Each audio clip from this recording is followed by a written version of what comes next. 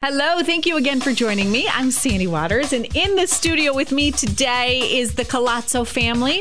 We have Kim, we have little Ella, and we have Angelo. How are you? Good morning. Good morning. Hello. Good morning. Ella, how old are you?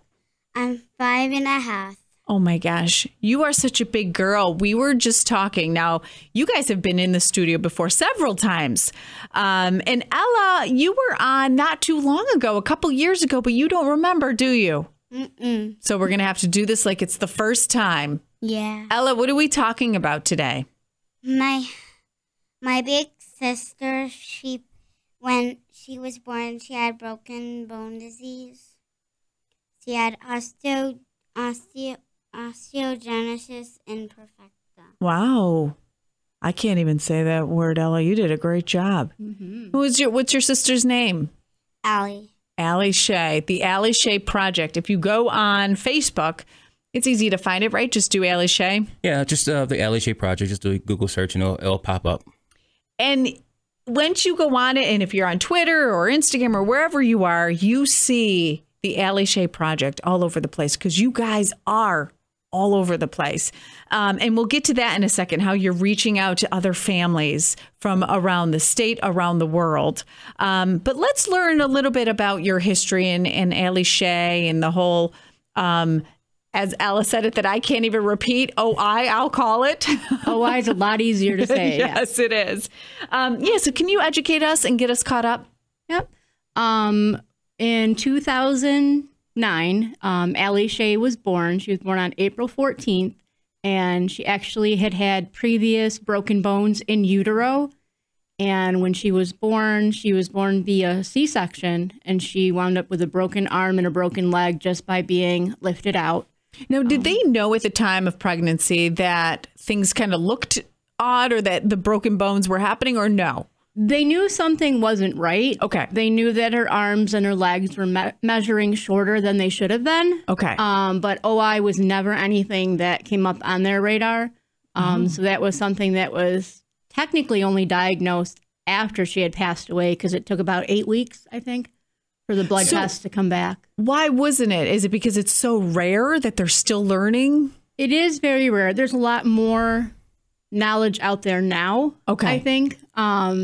I know it's been on a couple TV shows and things like that. They had an episode with Grey's Anatomy, a couple other things, and hopefully us too, bringing more awareness to it.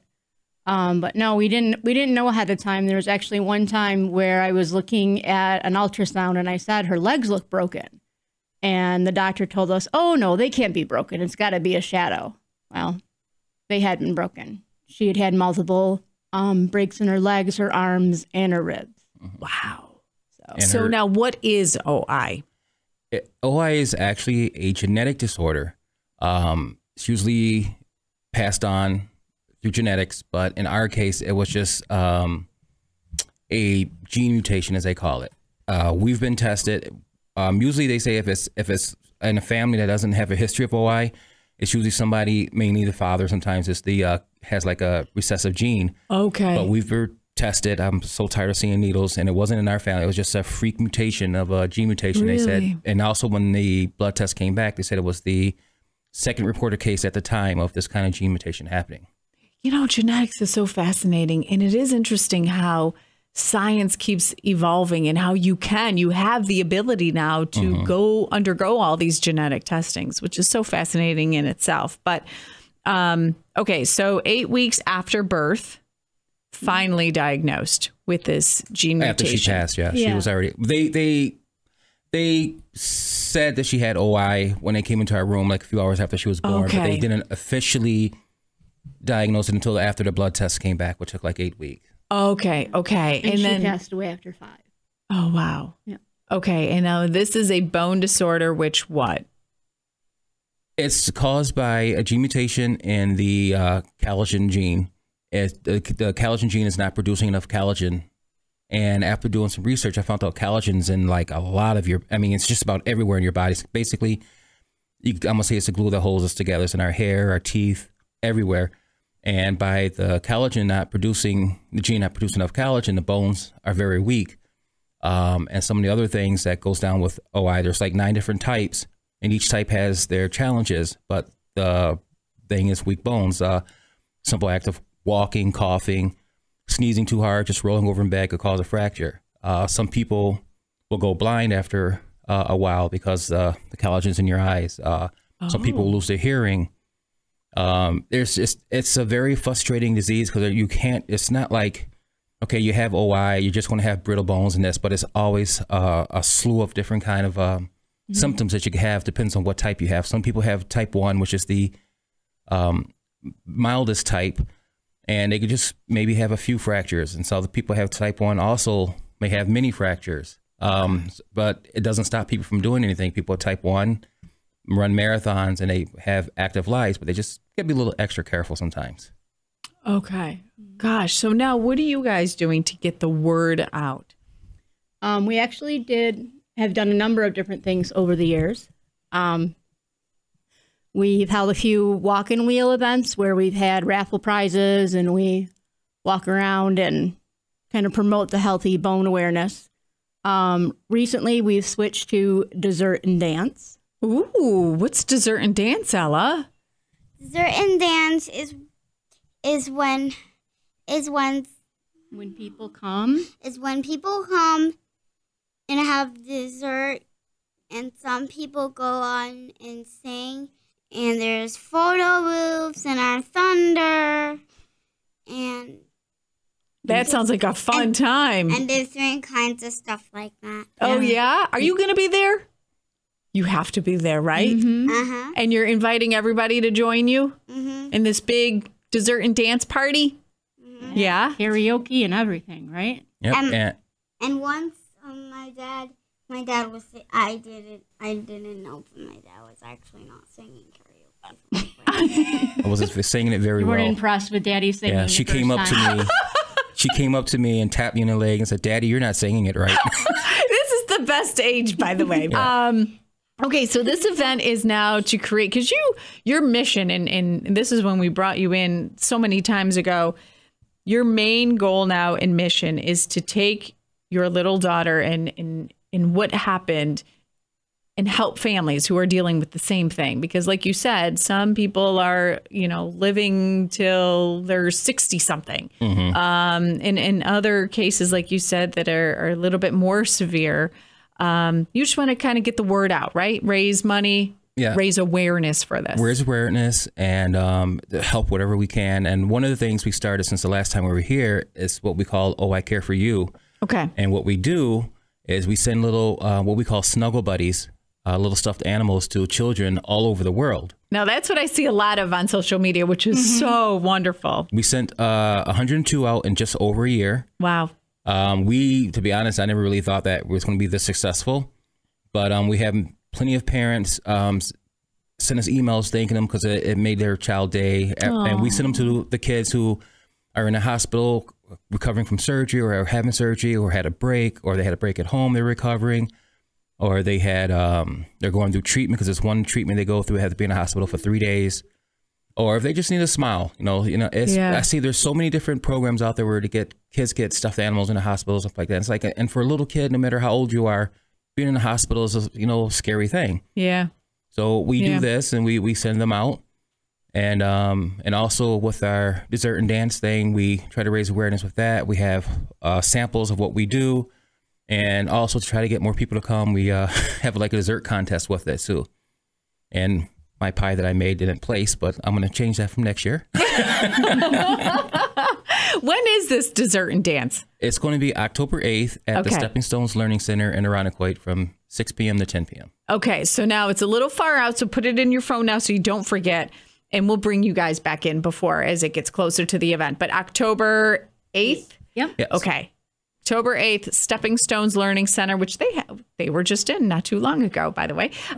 Stepping Stones Learning Center in Irondequoit. Yes. 6 to 8. So in your phone now. And then, again, just look up Allie Shea Project on Facebook or any social media to find out more details about that. And what's the cost of the event, or is it? It's going to be free. Come in. If you are a baker and you want to show off your wares and you want to enter the contest, all the information, just send me an email. You could go to send an email to Allie Shea Project, ALLESHEAPROJECT at gmail.com. And I can give you the form and then tell you about what's going to happen in the contest. Is this the second? How many years have we been doing this? This will be The third. Third year. Yeah, Okay. the second year at Stepping Stones. Okay. And we'll have raffle items. I think this year we're going to have the gourmet cotton candy guy come. Ooh. You're going to want some yes. money for cotton candy and raffle items too. So. Yes. He's the best cotton candy maker in the world. So you're gonna want to come I buy say some of this cotton candy. you got to get cotton candy for life after that plug. I hope he's listening, Sometimes it's free, but this time at our fundraiser, you have to pay money for which is fine because we're raising money for a good cause, right? Mm-hmm. it. He would maybe make it free for I do. He would maybe make it free for me. I think he will. With that smile, how can you not? I do want to add one thing about how we're raising awareness. I used to give talks at the district I work for, and one of the science teachers, she just had her third baby, and she contacted me, and she told me that, her baby, they found out that she had a broken femur, I believe, and the doctor think it's OI. So she reached out to me and she said, my website and everything's giving her, helping her out. And I was like, well, Okay. talk to this doctor. She was, yeah, we're talking to this doctor. And I was like, well, if you need some help, I could put you in contact with some OI moms. And that's what I did. And she said, thank you for that. I said, this is one of the reasons, like if I never talked to her class or if we never was wearing awareness, she wouldn't know where to turn. And you're going back from when you guys were first parents dealing with this. 7 years ago, yeah. Yeah. There wasn't a lot of, didn't you say that doctors and people would look at you like, okay, now wait a minute, this is a little fishy why your child has so many broken bones? Or a lot of parents have dealt with that. Yes. And there's some Still people, happens there's some now, people yeah. right now had their kids taken away because it's you don't look for OI. Like I said, it's very rare. I believe it's like 1 in every 200,000 births. Really? Yeah. Wow. So it's extremely rare, and between 50 and 80, what is it? No, between 30 and 50,000 people in America have it. I think, yeah. Yeah, but it's something they don't look at, and the kids get taken away because they keep breaking, and they go to the hospital, so they have to call the CPS. Yep. And the worst part about it is when every child gets taken out of the house, the baby with OI still breaks in foster care. But then the family has to go through, so why? heartbreaking. What is this? Well, why my baby breaking? And they don't know anything about OI. It's Yeah. like, how are you going to try to prove it? And then once you do prove it, you have to find a lawyer that's familiar with it. And sometimes when they think it's that they go to the hospital, it's like, well, can you test, please? And the hospital, no, we're not going to test. And there are doctors that refuse to treat people too because they don't know how to. They just probably saw it in a journal or Still that somewhere. new, even though 7 years plus, it's still that new. I mean, 'cause you it's could so go rare. into the Facebook groups of some of the OI groups, and you see people like, they look normal. Yeah. And there's some people have deformities. Like Allie, if she was still alive, she would have had deformities. But there's people look like us, and you go into the hospital, and they're like, you look normal. So why you think you're in pain? Because pain is a big factor of OI too. Okay. So they ask them for pain meds, and they're like, well, you look normal. Why? It's kind of like that hidden disability, invisible disability, when people park in handicapped spots with handicapped things, you don't know. Yeah. Yeah.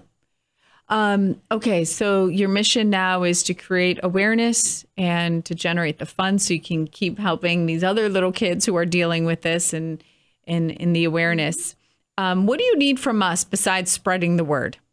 Now, spreading the word is like the greatest thing that we have because we fund everything out of our own pocket. So we don't really have money for advertising or anything like that. So we turn to social media. When we do our talks, tell people spread the words about it. 'Cause, you never know when a random conversation you're talking about us, somebody's like, oh, I know somebody's going through this. So just bringing us in and talking and getting the word out, and maybe somebody want to help us or they want to donate something. It's just, we love donations. We love volunteers. As it is, we only have like one person who helps us get donations, but we do have family and friends who help us at our events too. Okay. But it's also hard because it's just us, and it's with Ella around now. We can't get out and do as much as we want to. Yeah, amen to that. I get it. Donations, volunteers, spreading the word. If somebody wants to invite you in for a talk, is that easy to reach out to you just through the Facebook page? Is the best way? The Facebook page or email us. All the information is right there. We're pretty much open with everything. Wonderful. AllieShayProject@gmail.com is the email. Allie Shay Project anywhere on social media. You guys are all over the place and help spread the word and help keep it going because you guys are doing wonderful things. So we appreciate that. Thank you. Ella, thank you. We're going to see you at, what is it? Desserts and Dancing? October 8th? Yep. A lot of desserts, a lot of dancing, a lot of cotton candy. And a lot of karaoke, even though my daddy doesn't know how to sing it. That's right. You can sing it. I can sing karaoke, but my dad doesn't know. Yes, you got up and sung a Bare Naked Lady song. I was surprised. You sang Pollywog in a Bog, didn't you? What? Yeah, what? Wait, what does he mean by I don't know. Bear? That's the name of the group, Bonnie. Daddy, what is he talking about? All right, Allie Shay Project, thank you so much, you guys, for coming in again. Thank you for having us again.